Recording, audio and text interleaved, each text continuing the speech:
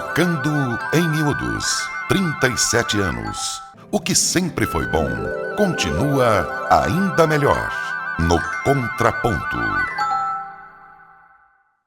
Está começando mais um Contraponto. Um tema: jogos de azar e betes atraindo as crianças. Dois pontos de vista da coordenadora do programa Criança e Consumo do Instituto Alana, organização voltada à proteção dos direitos das crianças, Maria Melo. Bom dia, Maria. Prazer em tê-la conosco. Bom dia, o prazer é todo meu. É muito bom poder conversar com vocês hoje. Participa conosco também a especialista em direito do consumidor, colaboradora do Trocando em Miúdos, no quadro Relação de Consumo, a doutora Maria Inês Dolce. Maria Inês, bom dia, prazer em tê-la conosco. Muito bom dia, uma satisfação enorme falar com você, falar com a Maria e um assunto tão importante, né? Com certeza. O programa Criança e Consumo do Instituto Alana denunciou a empresa Meta após identificar cerca de 50 conteúdos no Instagram com anúncios ilegais de casas de apostas, não apenas voltados para as crianças e adolescentes, mas protagonizados por influenciadores mirins em diversos estados brasileiros. E com base nessa denúncia, o Ministério Público de São Paulo notificou o Instagram para que a plataforma se manifestasse sobre o uso de jovens e crianças para promoção e divulgação de jogos de azar. Maria, nos conte um pouquinho o desdobramento dessa ação. Então, Márcio, essa ação é uma ação que ainda continua do ponto de vista da investigação, continua reverberando politicamente também, e que muito nos consterna e muito nos mobiliza, né? Porque nós estamos falando da constatação de uma ilegalidade sem fim, de ilegalidades que se sobrepõem, né, neste processo. Então, nós fizemos esse levantamento durante os 4 primeiros anos, durante os 4 primeiros meses deste ano. Veja bem, apenas 8 perfis, né, foram analisados, contendo 51 stories aí, né, 8 perfis de influenciadores que tinham até 6 anos de idade, né, uma menina de 6, um menino de 7, que estavam promovendo publicidade deste tipo de jogo, que é um jogo ilegal, né, no nosso país ainda, é, com uma prática que é ilegal também no nosso país, que é a prática de direcionar publicidade para crianças, né?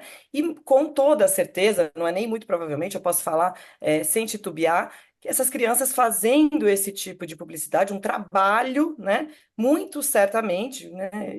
Sem nenhum tipo de acompanhamento do sistema de justiça, do sistema de garantia de direitos de crianças e adolescentes. Então, certamente são crianças que não têm um alvará judicial para performar o que a gente chama de trabalho infantil artístico, que é um tipo de manifestação artística que é permitida no nosso país, desde que observadas determinadas ações que têm de ser interessadas para que esse trabalho exista, né? Então, a gente está falando de ilegalidades que se sobrepõem. O Ministério Público fez essa notificação para a Meta. Então, por que a Meta, né? A Meta é a empresa que possibilitou que esses conteúdos ilegais fossem veiculados, né? Produzidos por crianças, né, pessoas com menos de 13 anos, e é uma plataforma, como a maioria das plataformas de redes sociais hoje, né, no Brasil e no mundo, que restringe, que veda, que diz vedar a criação de perfis por pessoas com menos de 13 anos, né? E aí você tem um problema muito grande que diz respeito à responsabilidade dessa empresa quanto a permitir a presença dessas pessoas dentro das suas redes.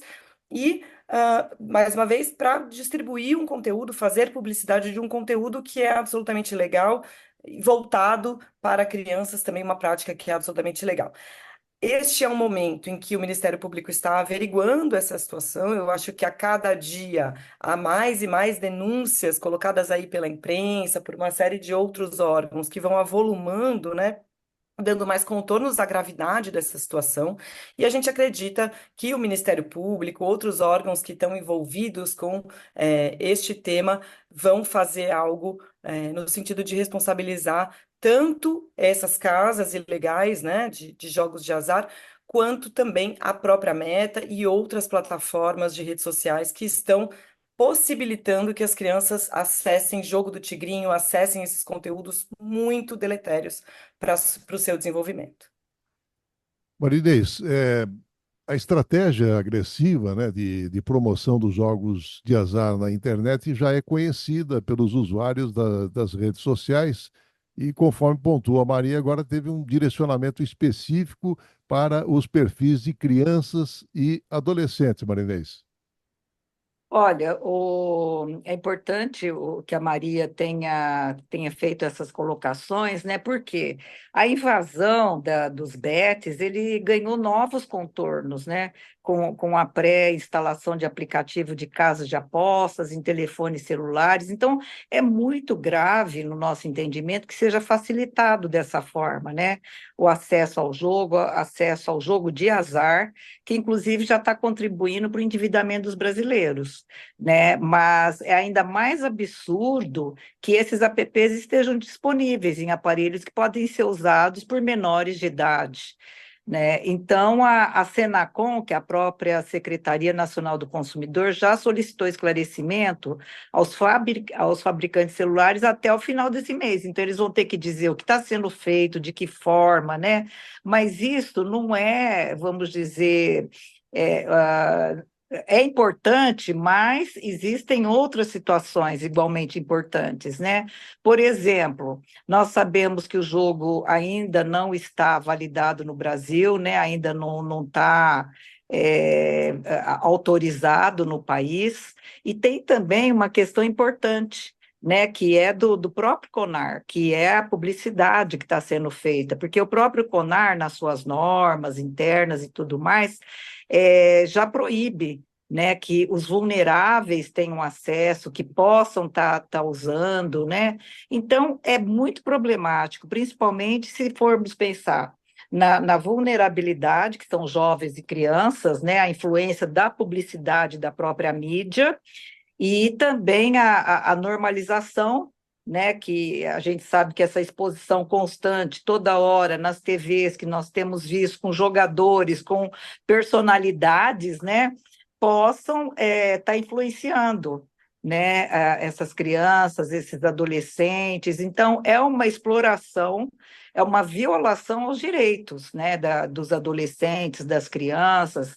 Inclusive, muitos países já proibiram, né, essa publicidade de jogos de azar direcionada a menores de idade. Então, nós temos que ter ali a perspectiva de que vamos ter que trabalhar uma legislação, né? E existe riscos enormes que pode aí trazer para esses jovens, não só endividamento, né? Porque esses jovens eles podem se envolver em dívidas, comprometer o seu futuro financeiro, da família, mas também pode causar conflitos familiares, né? Levar à desestruturação familiar. Isso pode acontecer, já vem acontecendo, né? A outra coisa também são os problemas psicológicos, né? Inclusive, essa semana, conversando com psicólogos e tudo mais, a gente sabe que existe ali uma compulsão, né? Foi o que eles me disseram, que pode levar a problemas de saúde mental, ansiedade, depressão, né, nesses jogos, isolamento social, porque eles param para ir ali, sabe, fazer as suas apostas, para o que estão fazendo, inclusive a parte social, que é importante para o desenvolvimento da criança. Então, nós temos que ter normas muito claras, nós temos que trabalhar essa questão, né, das políticas públicas, de forma a evitar essa dependência digital das crianças. Inclusive, o que pontua a Marinês, Maria, vai de encontro exatamente ao distúrbio conhecido como ludopatia, né? Que é exatamente envolvendo os jogos de azar. Inclusive, a própria USP tem o ambulatório dos tratamento dos distúrbios de compulsão por jogos, né? Agora, esses jogos de azar são ilegais, são proibidos no Brasil, e divulgá-los e também promover o seu uso através de crianças e adolescentes fere, inclusive, as leis de proteção à infância, as regras de entidades como o próprio Conselho Nacional de Direitos da Criança, o Conselho Nacional, como colocou a Marinês, de Autorregulamentação Publicitária, o CONAR. Agora eu pergunto, parece que proibir é algo que desperta o desejo, né, Maria?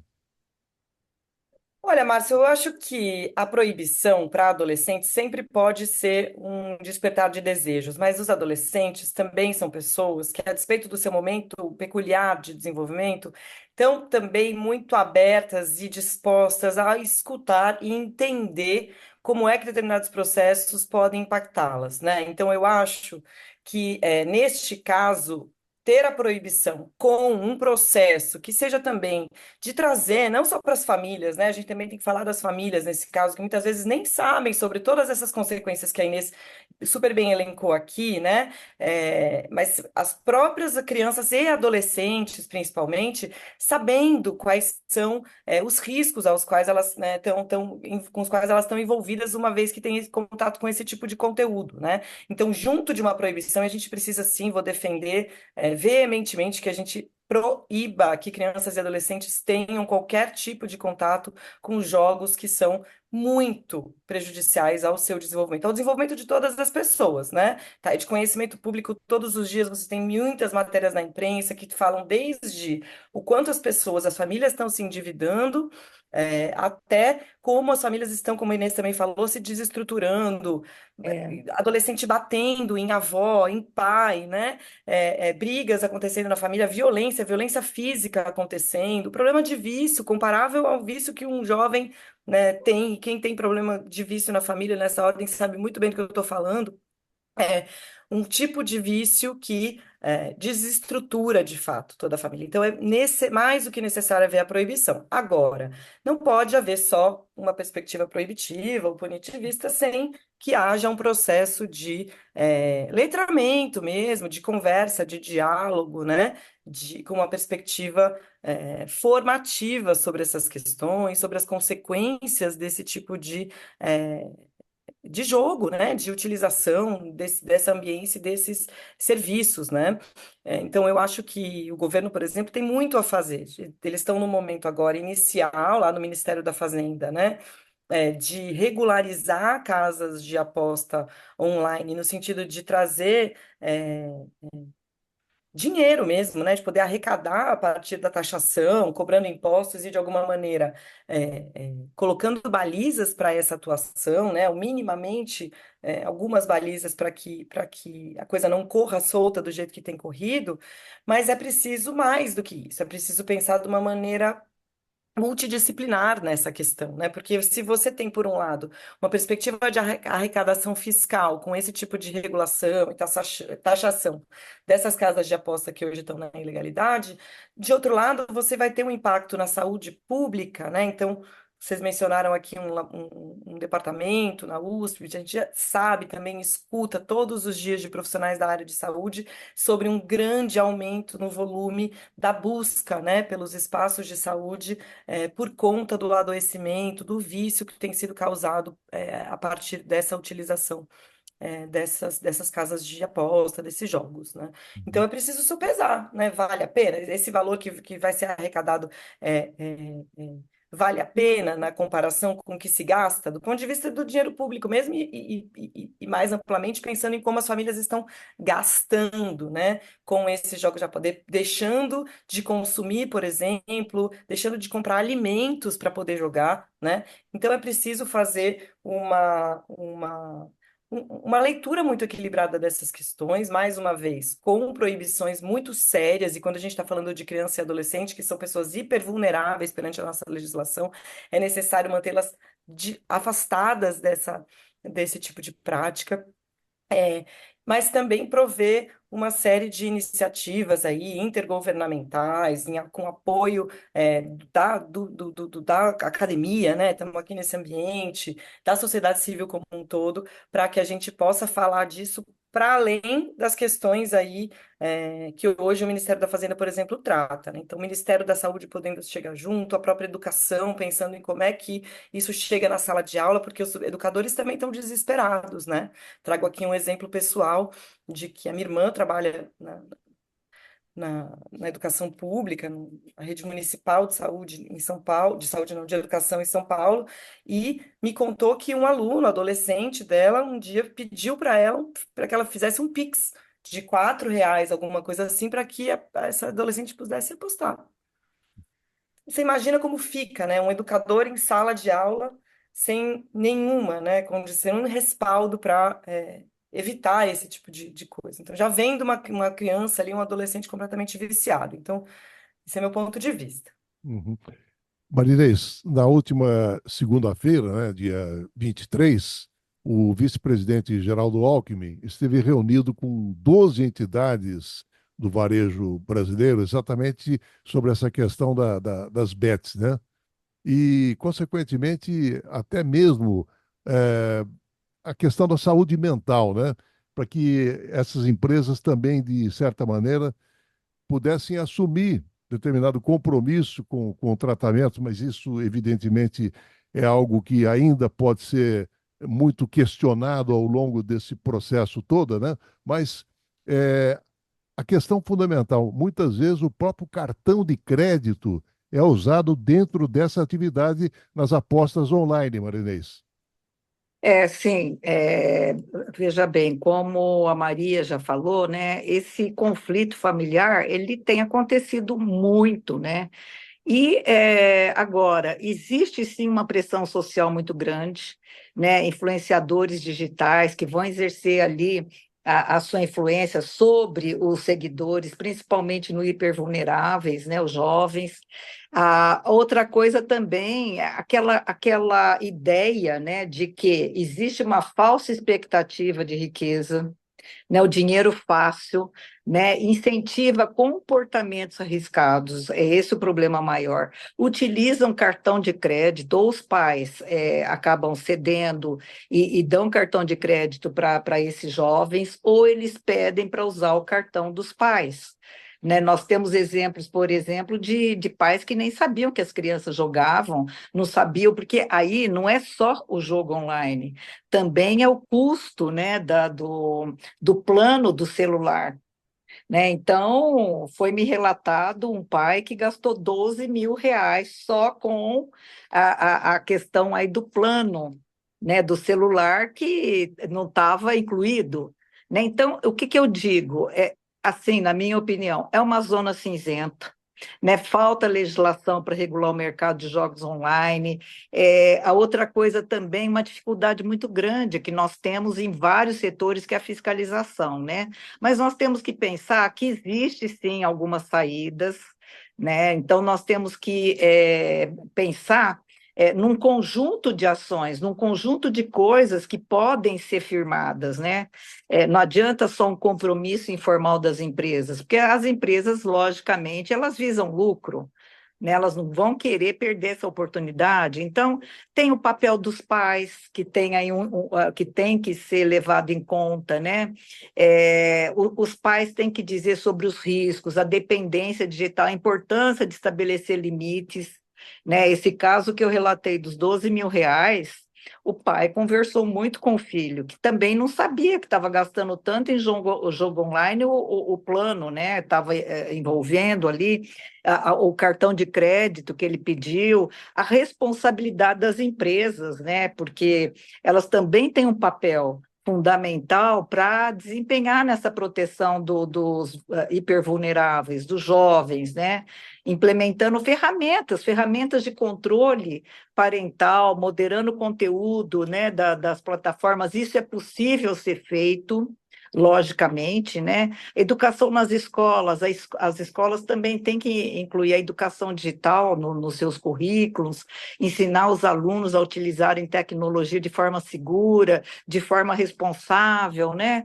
E é lógico que a gente tem que também estar acompanhando a OMS, né, que fala muito daquele gaming disorder, né, que é um transtorno que se caracteriza por um padrão de comportamento, que é aquele jogo persistente, recorrente, aquele jovem que não consegue, né, fugir desses jogos, querendo ganhar sempre e sempre perdendo dinheiro, evidente, né? E é lógico que também tem a questão da proteção. A gente fala tanto da proteção de dados, né, Márcio? E isso também tem que ser levado em conta. Os desafios para garantir essa privacidade, né? E nós não estamos vendo isso, muito pelo contrário, né? E também nós temos que pensar nessas habilidades digitais críticas, né? Num mundo onde deveria existir uma forma mais segura, mais responsável. Então, tudo isso tem que ser levado em conta, né? Os pais, eles têm ali educadores também, né? Saber lidar, saber prevenir com essa dependência digital. Né? E lógico que ali vai ter que ter um diálogo aberto, vai ter que ter várias situações, né? Como modelar tudo isso. Caso contrário, os cartões de crédito vão continuar lá nas alturas, os pais gastando dinheiro, as brigas familiares, os conflitos, às vezes até entre amigos, né? Pode acontecer. Então, existe toda uma questão que eu acho que é crucial nesse momento, e várias medidas que podem ser tomadas, inclusive políticas públicas, né? A Maria tocou nessa questão das políticas públicas, e os governos, né, eles têm ali que criar um ambiente digital mais seguro para crianças. É evidente isso, né? E proteger os dados pessoais. Uhum. Eu queria só, Márcio, se você me permite, Sim, reforçar isso. É, Desculpa, Márcio, não, não, te pois interrompi. eu ia exatamente pontuar essa questão levantada pela Marinês sobre o papel dos pais, né, Maria? Porque É, crianças e adolescentes que têm feito aí a divulgação desses jogos de azar, e você colocou muito bem no início da sua fala, de 6 a 16 anos, e os canais que divulgam exatamente isso têm entre 200 mil e mais de 9 milhões e meio de seguidores, e muitos deles são crianças. E aí a questão que coloca, onde é que estão os pais ou responsáveis dessas crianças? Pois é, Márcio, a gente está falando de um país que tem dimensões continentais, que tem desafios igualmente é. grandes e que tem realidades muito distintas, né? Então, na hora da gente falar sobre pais, sobre famílias, é sempre importante a gente lembrar que há contextos muito diferentes na parentalidade, né, das pessoas. Então, você tem aí famílias que são mais estruturadas, inclusive do ponto de vista socioeconômico, de acesso a informações e que vão conseguir prover ter um acompanhamento melhor, né, nessa atividade online de determinada criança, mas você tem famílias que a pessoa que cuida daquela criança é a mesma que bota todo o dinheiro dentro de casa, é que tem mais de uma criança, uma mãe, tô falando de uma mãe, geralmente uma mãe em condição solo, e tem pouco auxílio, né, do próprio Estado, né, que não tem uma creche ali disponível durante todo o tempo, que tem que trabalhar muito, que não vai ter esse tempo para acompanhar, às vezes, o que aquela criança está fazendo.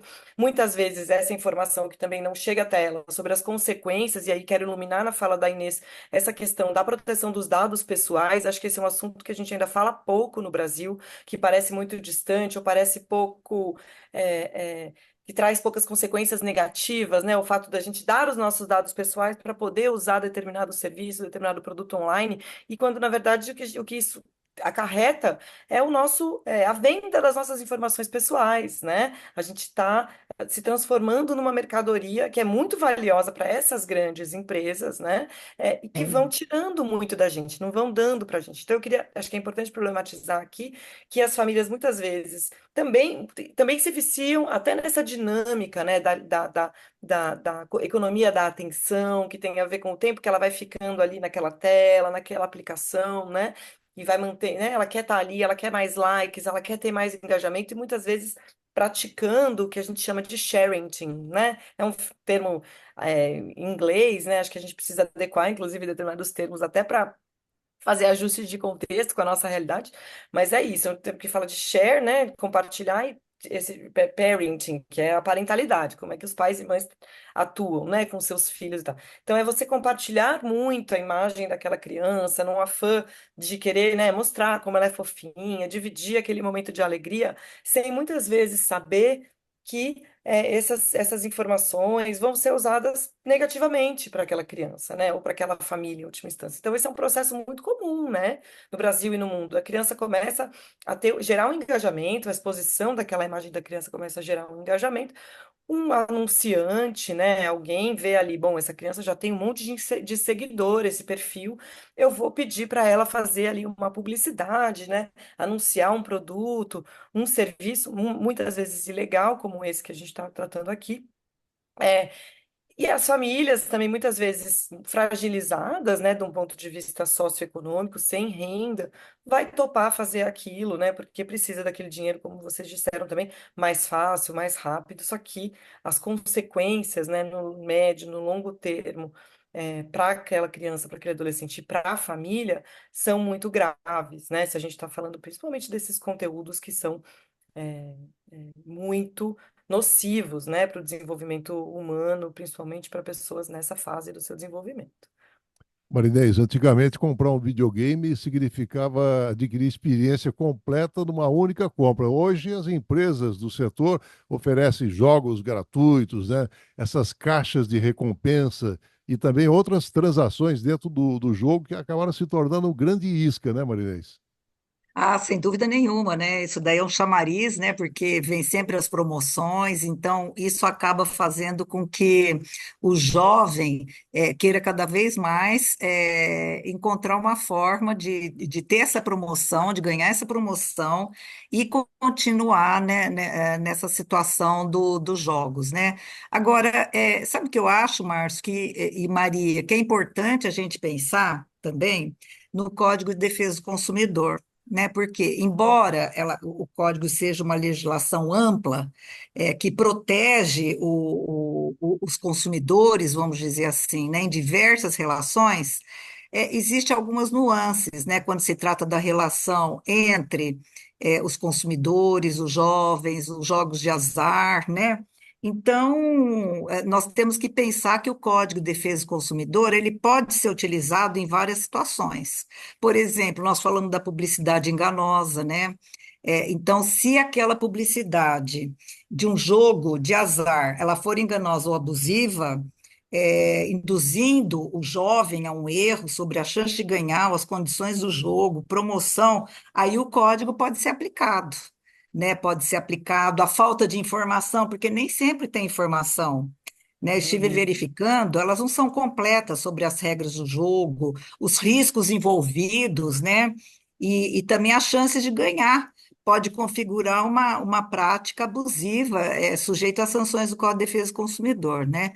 E também tem uma outra questão também, que caso o sistema de jogo apresente algum defeito que prejudique ali o jovem, o consumidor, como um erro de software e tudo mais, que impeça o pagamento do prêmio, o código ele pode ser utilizado.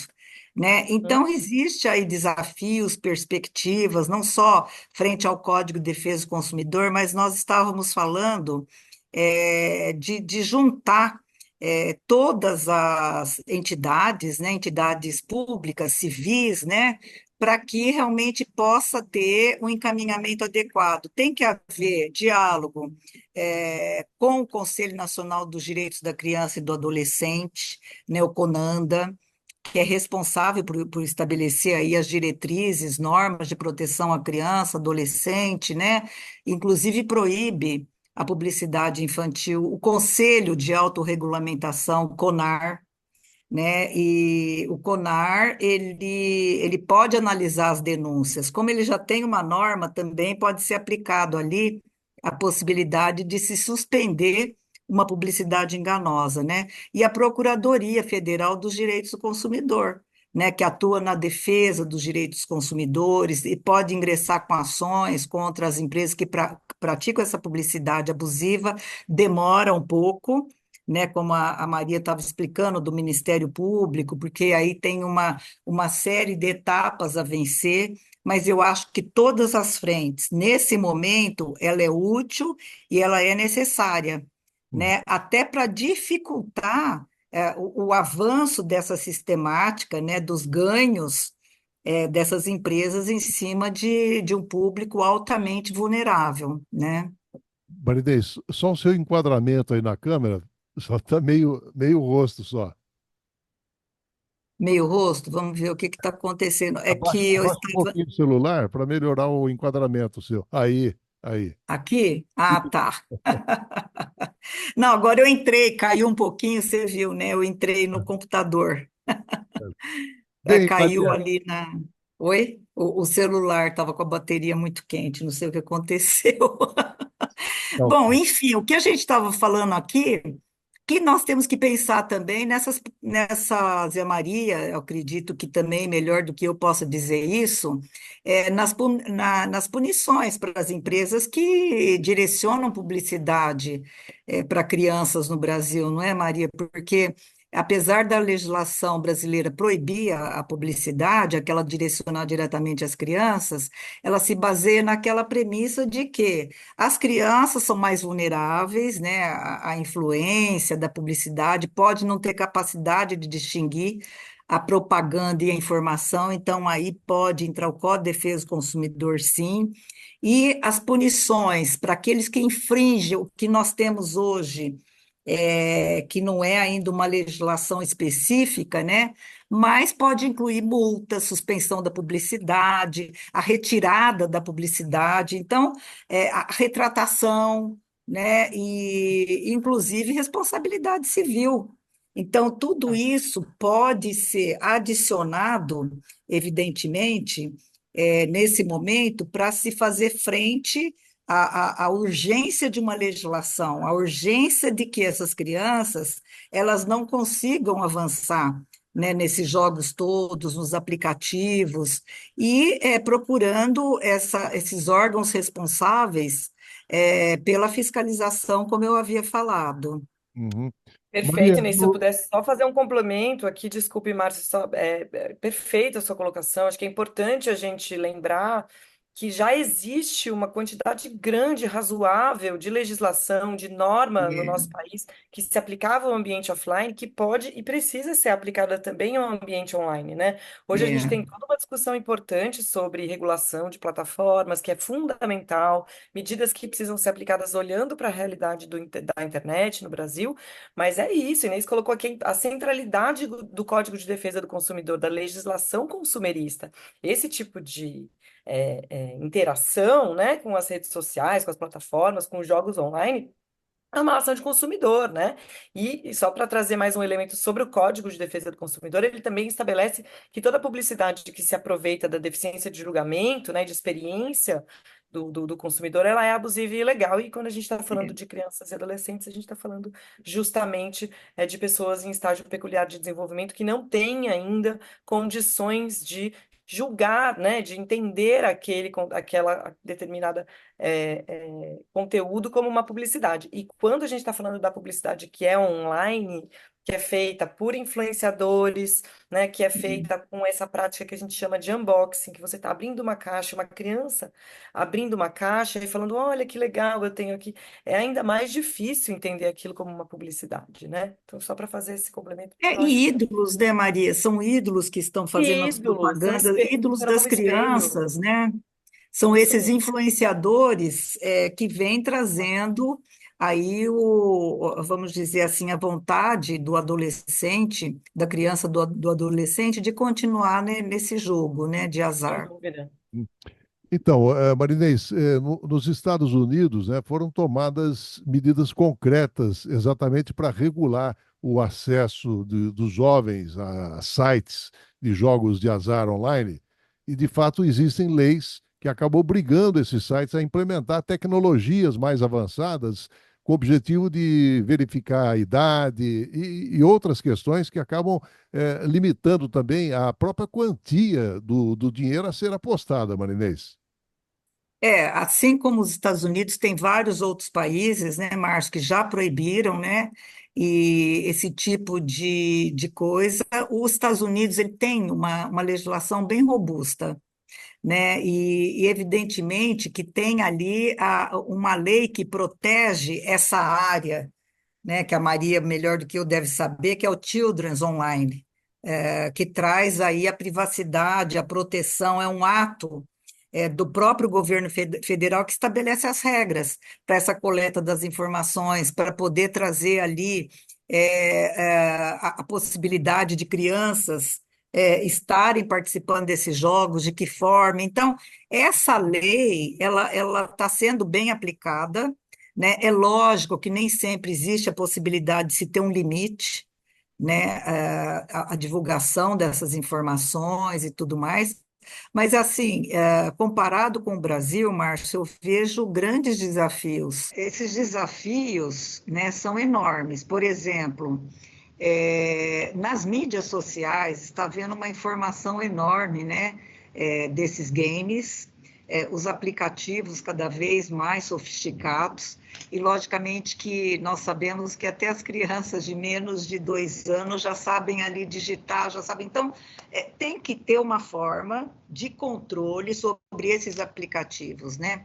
Os algoritmos utilizados pelas plataformas digitais, enfim, para personalizar publicidade, coisa desse tipo, que pode ali bloquear conteúdos inadequados, como esse dos jogos online, né? E não adianta, por exemplo, só uma família fazer isso, todos têm que fazer de forma conjunta, né?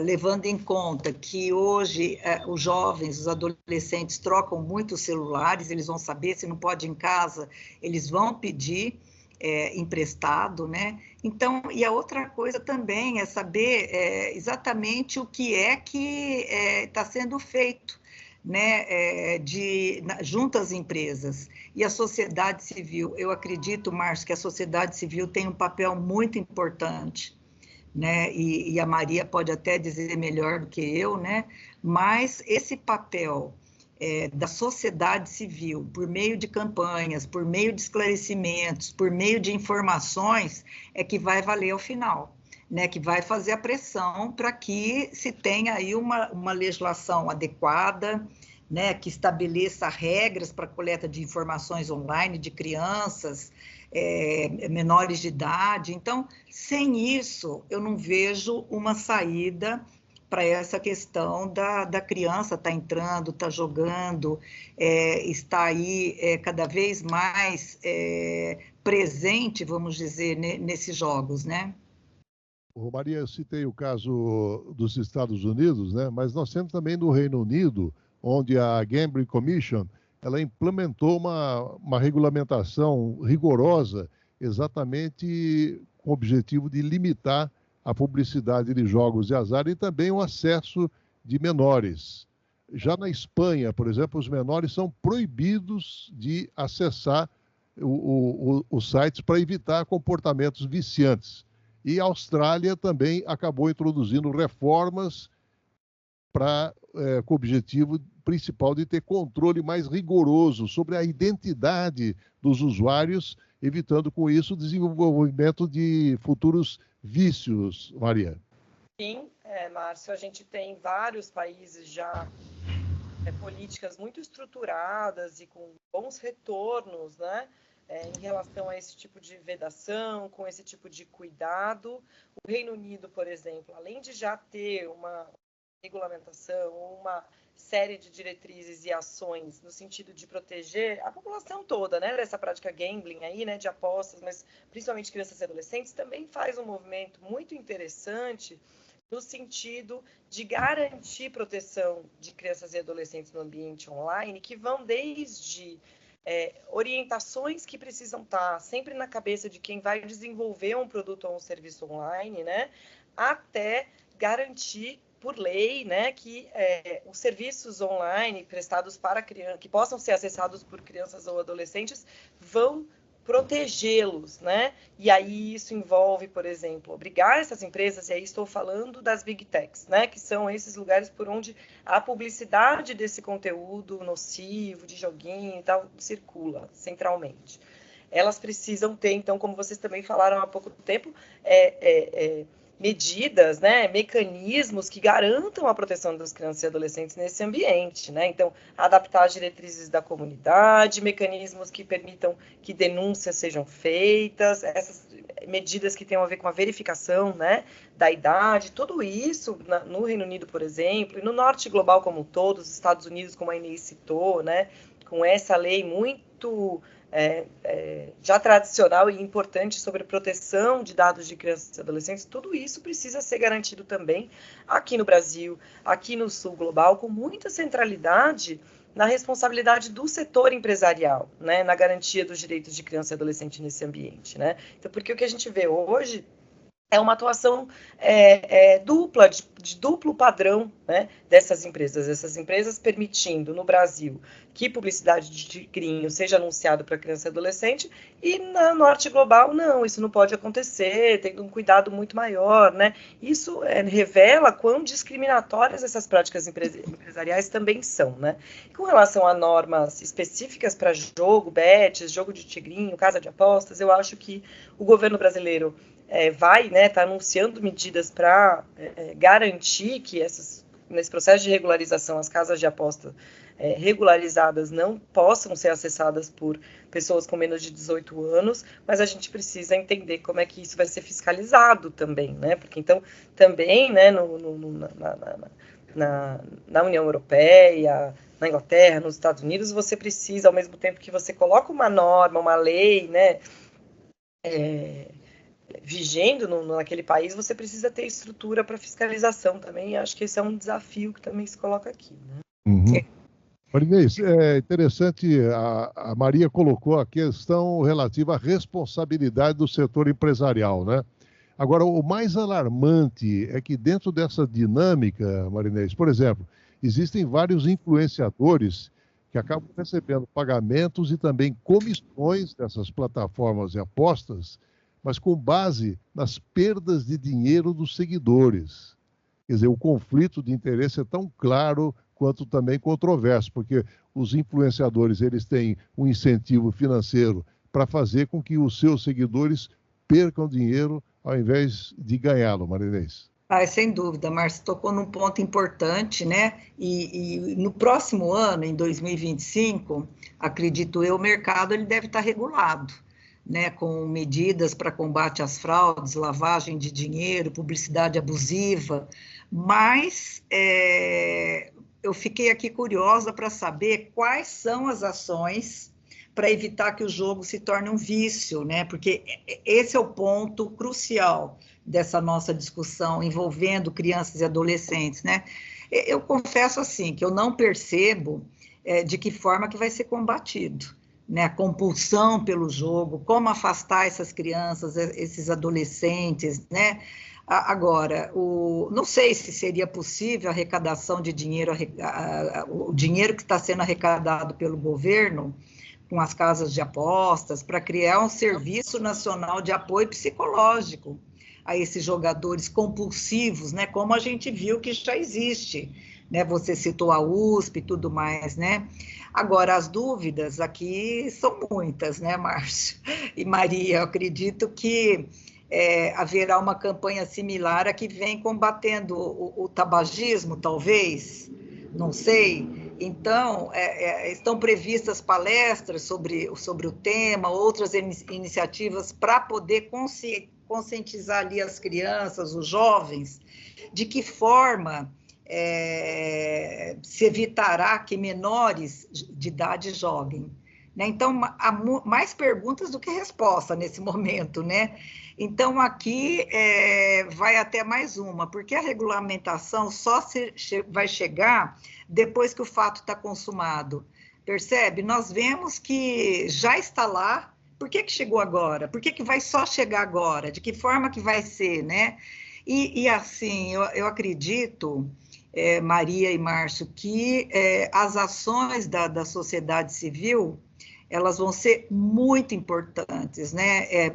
Porque vai ali, como eu já disse, pressionar por uma legislação mais rigorosa sobre a publicidade envolvendo jogos de azar, né?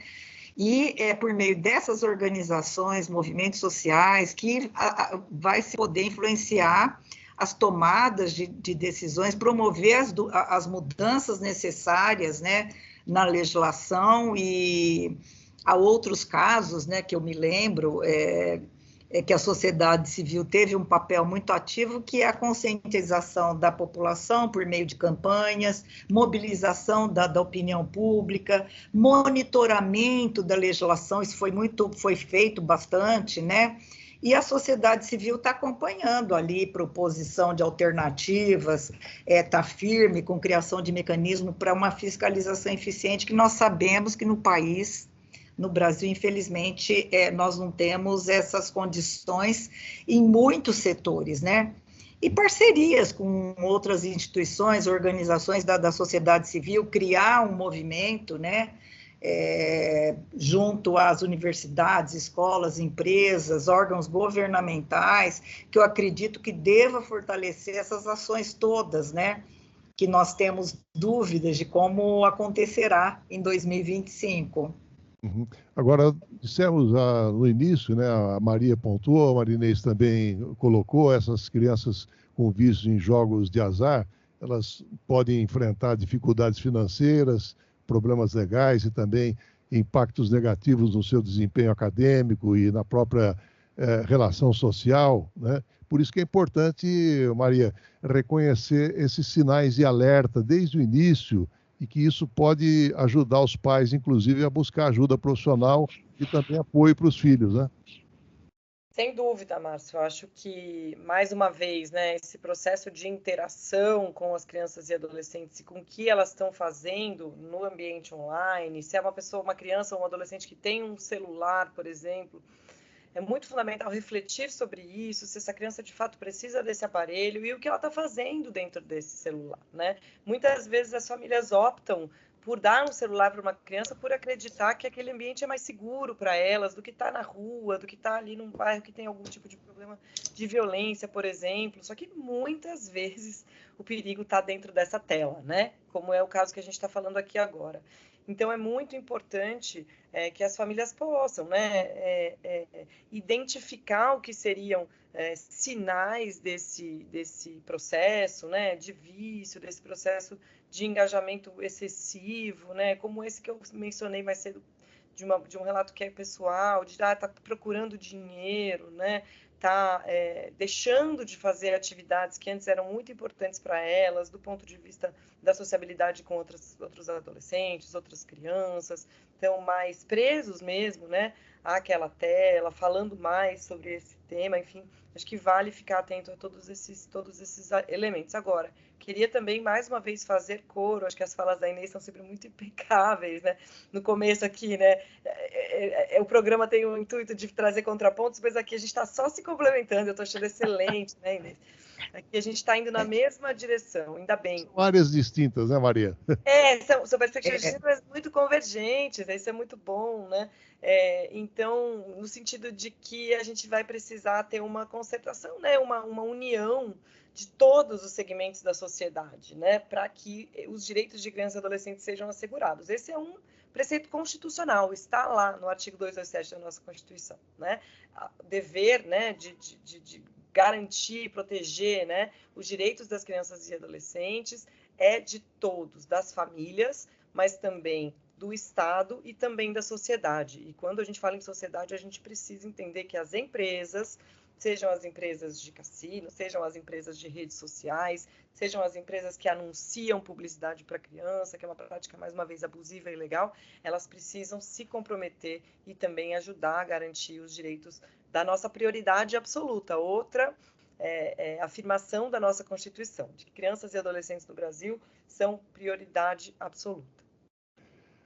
Marinês, a Maria falou em identificar sinais, né? E um dos primeiros sinais de um problema de jogo com crianças são as mudanças de comportamento e também humor, porque as crianças, elas acabam, de repente, se tornando secretas, defensivas sobre as suas atividades e também finanças, e aí começa a experimentar, inclusive, mudanças de humor e irritabilidade, Marinês. Pois é, Márcio, é bem complexo, né, esse assunto, quer dizer, esse contraponto que, na verdade, está sendo convergente, né, Maria e Márcio, está sendo muito bom, porque nós estamos vendo aqui muitos problemas, muitas alternativas, possibilidades que podem acontecer. Agora, como nós dissemos anteriormente, existe aí o papel dos pais, dos educadores, é fundamental até para prevenir, saber lidar, né, com essa dependência digital, porque às vezes não se percebe, né? Então, nós vemos que em alguns países foram estabelecidos alguns limites, né, horários específicos para uso de dispositivos, criar áreas para poder estar usando as telas em casa, monitorar o conteúdo que está sendo acessado, né, incentivar, por exemplo, atividades offline, né, incentivar, por exemplo, o esporte, interações sociais, né, que a gente não vê muito hoje em dia, é mais ali o celular, às vezes as crianças no mesmo ambiente trocam mensagens, né?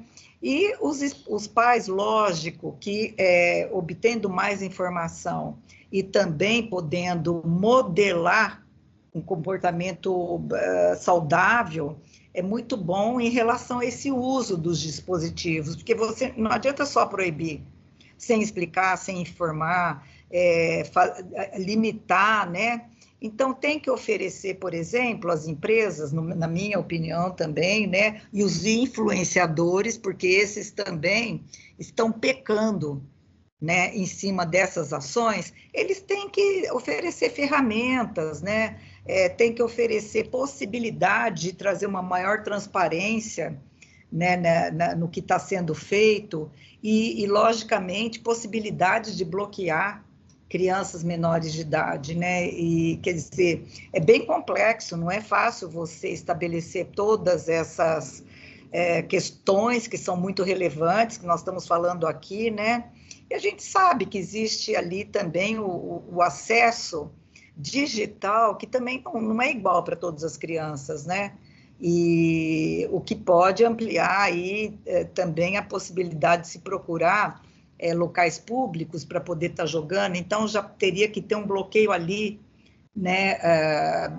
Os locais públicos, bloquear esse tipo de coisa, esse tipo de entrada, né?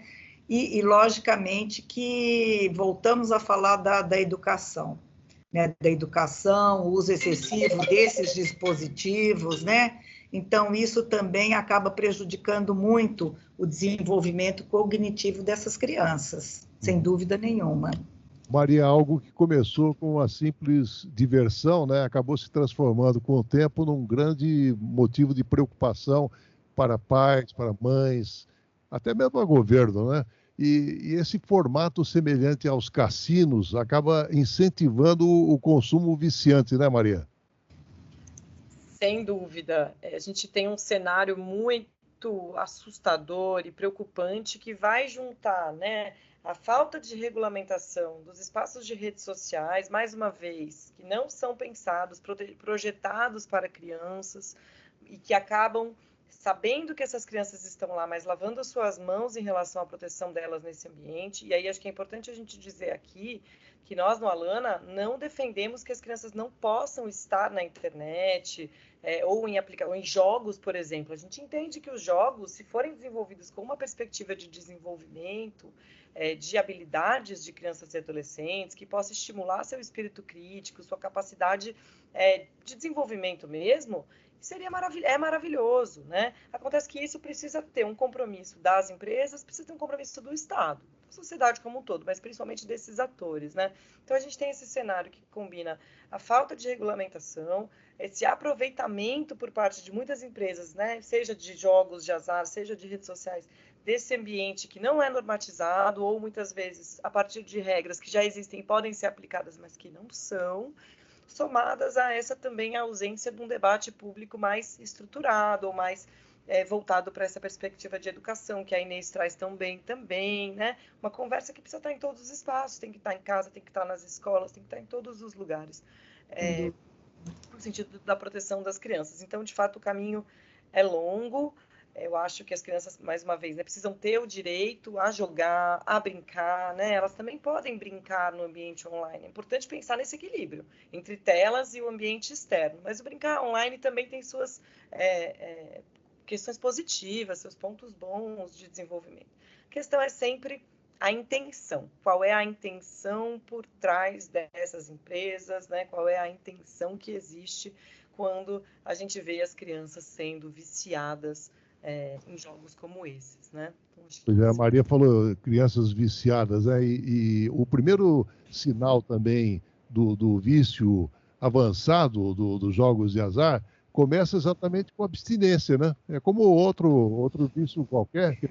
Esses sinais da criança acabam sendo importantes para, inclusive, ajudar a encaminhar para um profissional especializado para tratar desse vício em jogos de azar. E essa intervenção precoce ela pode melhorar as chances de recuperação dessa criança, Marinês. Olha, sem dúvida nenhuma, né? Então, essa percepção de que está havendo aí um excesso é fundamental, né? E, inclusive, muitos falam do jogo patológico, né? Que é um grande desafio, exige a colaboração de todos os envolvidos na educação, no cuidado das crianças, dos adolescentes. Então, tem que haver um trabalho conjunto, não tem outra forma. Pais, educadores, influenciadores, escola, governo, para poder criar um ambiente mais saudável, seguro, até para o desenvolvimento dos nossos jovens. E é lógico, né, que nós também não somos contra a possibilidade das crianças, adolescentes terem acesso, né, aos celulares, aos jogos. Nós estamos numa nova era, né? Não estamos mais aí na época dos dinossauros. Então, a gente tem que acompanhar a modernidade, acompanhar os problemas e tentar criar ambientes saudáveis, né, para poder melhorar esse desafio grande que está sendo os jogos, os jogadores, jogos, influenciadores, trazendo as crianças e adolescentes para dentro desse ambiente nada saudável. Bom, nós estamos no finalzinho, Maria. Eu queria um comentário seu sobre uma proposta, inclusive, sobre publicidade de jogos de azar com foco em crianças e adolescentes. E o deputado estadual lá do Espírito Santo, Deninho Silva, do União, ele está combatendo. Ele apresentou um projeto de lei que proíbe a contratação de menores de idade para a realização de anúncios de cassinos online, jogos de azar e casas de apostas. E a proibição trata tanto das mídias físicas quanto digitais, Maria. Márcio, enfim, acho que é uma iniciativa bem-vinda. Não conheço esse texto de lei, mas é muito importante que se saiba que essa vedação já existe no nosso ordenamento jurídico. Acho que Inês trouxe aqui, eu também, em alguma medida. Você tem essa lei 14.790 do ano passado, que regulamenta as bets, né? Que proíbe expressamente a participação, seja direta ou indireta, de crianças e adolescentes como apostadores ou como realizadores de publicidade de casas de aposta, né? Essa lei ela é ampla, ela ainda não regulamenta esses jogos que hoje são ilegais, que estão num processo de regularização por parte do Ministério da Fazenda, mas essa vedação já existe. Assim como essa vedação já também pode ser interpretada a partir da leitura dessa regra estabelecida pelo CONAR, que a Inês também trouxe tão bem, o próprio ECA, né, o Código de Defesa do Consumidor, como a gente já falou, o próprio Código Civil, né, tudo isso já nos dá bastante condição de interpretar como absolutamente ilegal esse tipo de envolvimento de criança e adolescente neste tipo de jogo, seja em publicidade, seja apostando, interagindo, né? Então, eu acho que é importante ter isso em mente para que a gente não precise também inventar rodas, né, por aí. Acho que para fazer o debate, para ampliar esse debate, é importante, acho que a questão da publicidade vai precisar ser enfrentada também, como a Inês trouxe também, para além dessa regulamentação mais imediata que o Ministério da Fazenda está fazendo. Seu contraponto final, Marinês? Olha, eu diria assim que nós temos que pensar em investir na prevenção do jogo patológico, né? Porque é investir no futuro das nossas crianças, adolescentes, para poder garantir um desenvolvimento integral, equilibrado, né? Então, em conjunto, todos os atores envolvidos podem trabalhar, podem trazer aí um futuro digital mais saudável, mas a união faz a força, né? Márcio, Maria, e portanto, a gente tem que sempre enfatizar que nós não podemos, de forma nenhuma, ignorar o problema desse jogo patológico, né? Então, é hora de agir. Esse contraponto foi muito importante, até para que a gente possa entender melhor tudo o que está acontecendo, né? Um cenário realmente assustador, né? E a responsabilidade de todos nós que estamos envolvidos aí na educação das nossas crianças e adolescentes. Doutora Maria Inês Dolce, especialista em Direito do Consumidor, colaboradora do Trocando em Miúdos, no quadro Relação de Consumo. Muito obrigado pela sua participação em mais um Contraponto, Maria Inês. Foi uma satisfação muito grande falar com você, com a Maria, e vamos trabalhar juntos, né? Eu acho que todos juntos vão fazer a diferença nesse tema tão complexo e tão desafiador. Maria Mello, coordenadora do programa Criança e Consumo do Instituto Alana, organização voltada à proteção dos direitos das crianças. Muito obrigado pela sua participação no Contraponto, Maria. Agradeço imensamente, Márcio, Maria Inês, uma grande referência para a gente nos temas de legislação consumerista, enfim, que são uma grande escola para a gente, né? Tudo que Maria Inês traz também, e esse tema, mais do que urgente, precisa ser debatido em todos os fóruns, em todos os espaços. Então, uma grande honra e satisfação poder falar disso aqui hoje. Muito obrigado ao Benício Batista na edição, José Luiz Caetano, painel eletrônico. Estaremos de volta na próxima segunda-feira, a partir das 11 horas. Tenham todos um excelente final de semana e até lá.